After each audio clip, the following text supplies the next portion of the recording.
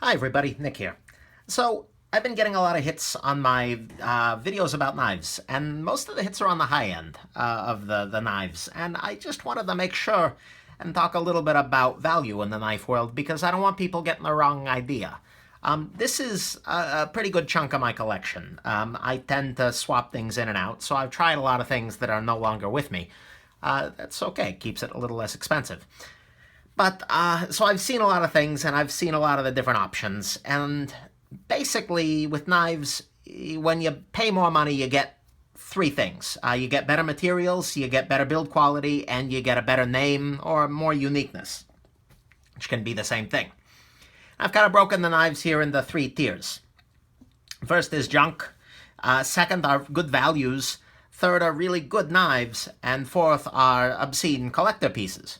So, first off, on the junk tier, this is a $35 knife, and it's every bit of it. It's a large knife, and it's an out the front, which makes it, this is a Lightning OTF.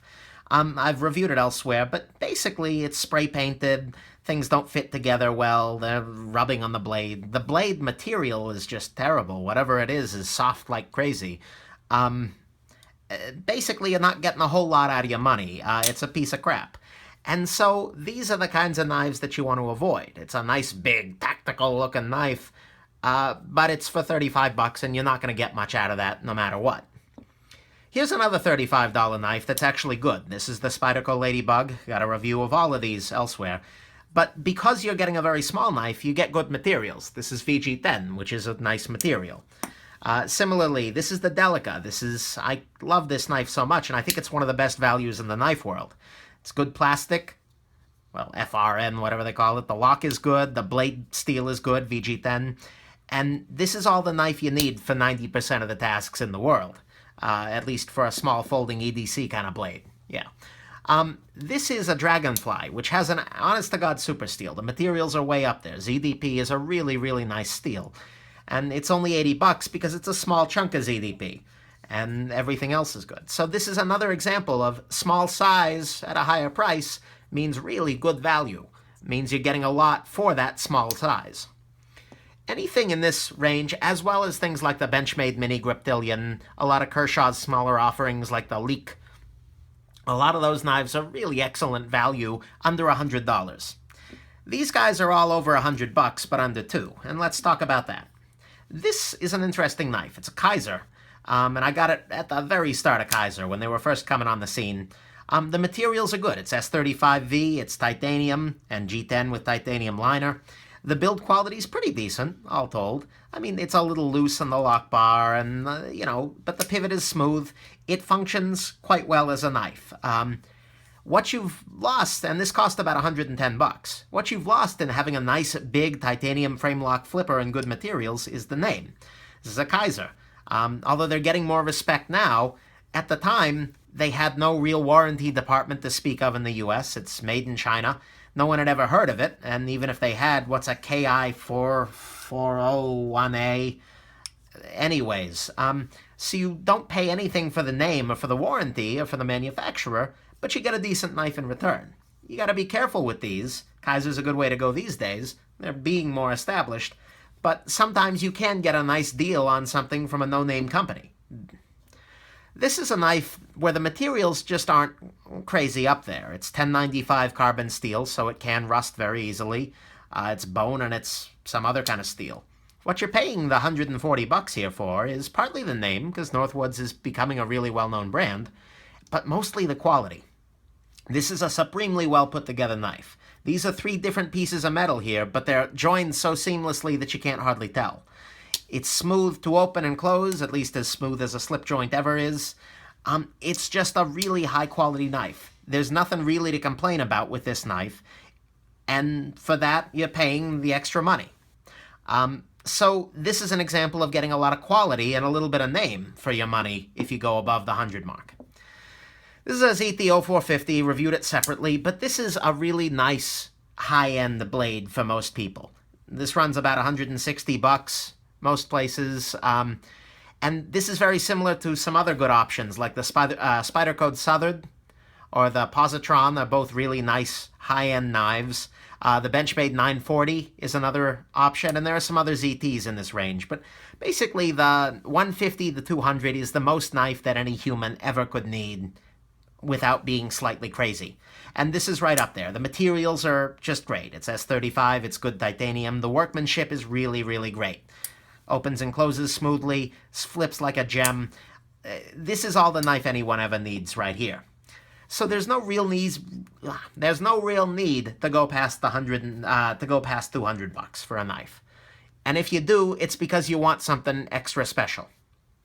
So over here are the extra special knives. This is Graham Midtech Razel. I've talked about it before, reviewed it a lot, love it.